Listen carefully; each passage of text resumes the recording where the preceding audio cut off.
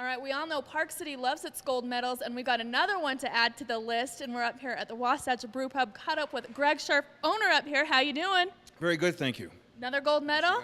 Another gold medal, and this one's pretty special, we think. We've been doing this for 17 years, and over the years we've won medals at the Great American Beer Festival and at the North American Beer Festival up in Idaho. But this medal was at the World Beer Cups in San Diego recently, and breweries from all over the world. I believe there was over 1,000 breweries, and it was really pretty exciting because this beer, our First Amendment lager, which we actually came up with kind of as a lark. We did it as a protest when we dumped the beer into the Great Salt Lake a year ago to protest our higher beer taxes here in Utah. So we came out with a beer just to have some fun, and I dressed up like Ben Franklin, and we all had colonial costumes and dumped the beer in the Great Salt Lake, reenacting the Boston Tea Party. And that was a lot of fun. So the beer was great, and we liked it, but we entered it in this contest, and it was in the premium lager category, and there were beers from Europe. The beers that finished second, for example, was I believe Moosehead from Canada, and then Henry Weinhardt's lager finished third, I believe.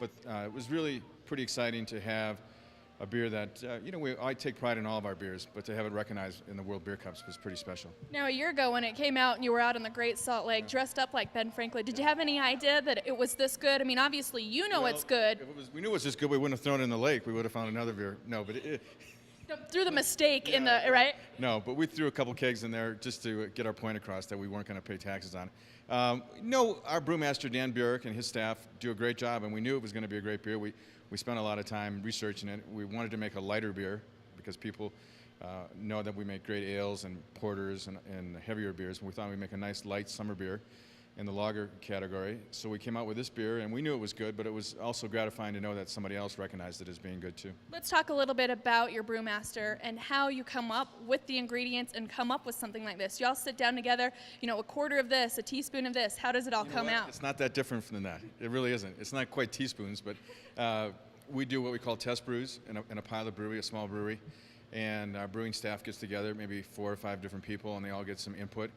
And we'll brew up a test batch, and then we'll taste it against other beers, and we'll recognize what flavors we like and maybe what flavors we'd like to see either enhanced or minimized, and then we work with the hop recipe. The hops kind of give you that aftertaste in the beer. It's sometimes called a bitter flavor. That's kind of pejorative in our American beer drinking, but bitter is a necessary ingredient to the beer flavor. And so we work with the hops, different types of hops. This beer actually is dry hopped, which gives it a little different aroma and a little different finish. So yeah, we do. It's almost like a chef working on his favorite recipe, and to some extent, it's never really done.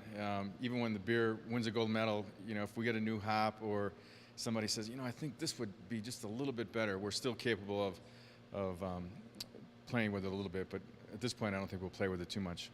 You don't want to mess with perfection, no, right, Greg? Yeah. Now, you've got other beers as well, and a lot of them, this one has to rank at the top probably for you, but you've won several medals as well. And one of the beers on our squatter side of the label that we're really especially proud of because it won back-to-back gold medals at the Great American Beer Festival. Now, that's also a very distinguished festival held in Colorado every year in Denver. It's grown phenomenally over the years, big festival.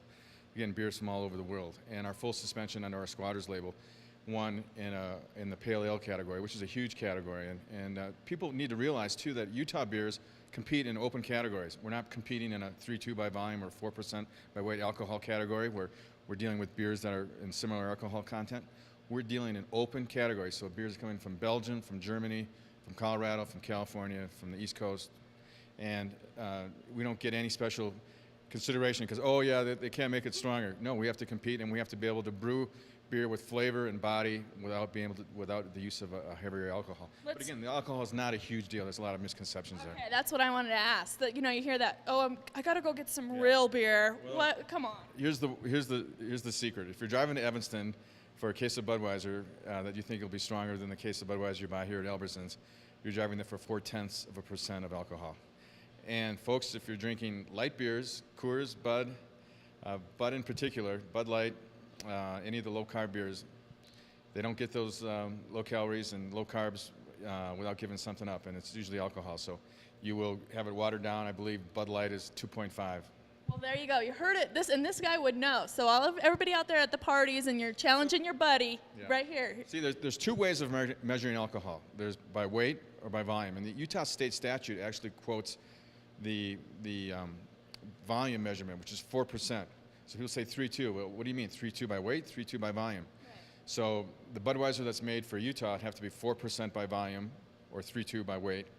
The Budweiser that's made for the rest of the world is 4.4 by volume or by about 3.6, 3.7 by weight. So not a big difference, and we don't think it affects the flavor. And that was my next question. So no change in the flavor there. All right, let's talk about what's behind us a little bit. Okay. Are all the beers, are they all made right here? Yes, all the beers, not all of the beers are made right here. All of our Wasatch beers are made here for consumption here at the pub, and then also for commercial distribution in kegs. All of our bottled beer and all of our squatters beer is made in Salt Lake City at our commercial brewery down in 1763 South 3rd West down in Salt Lake City, and that's our major production facility. This is still pretty much our pub brewery.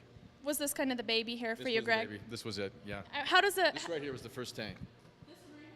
All right. How does somebody like yourself come from the heart of beer country, and you just one day say, let's go to Utah? Obviously, I must have been drinking too much beer or doing too much of something. You know, I tell people, if you want to talk to me, that's fine, but you have to realize I'm not the sharpest tool in the shed. I left the greatest beer market in the world. Really, Wisconsin has the greatest per capita, highest per capita beer consumption, and I came to the lowest per capita beer consumption to start a brewery, so. Sure you want to talk to me? It seems to be working out for you all right. It's home. It is home. I decided to make Utah home in 1975, 74, and one of the reasons I started the brewery here is because this is where I wanted to live. In a great place, and another gold medal, bringing it home. What are we going to see next? Another gold medal, we hope? We've got a new beer we're just coming out with on our Squatters label. We're calling Chasing Tail Ale, which we're going to have some fun with. It kind of has some.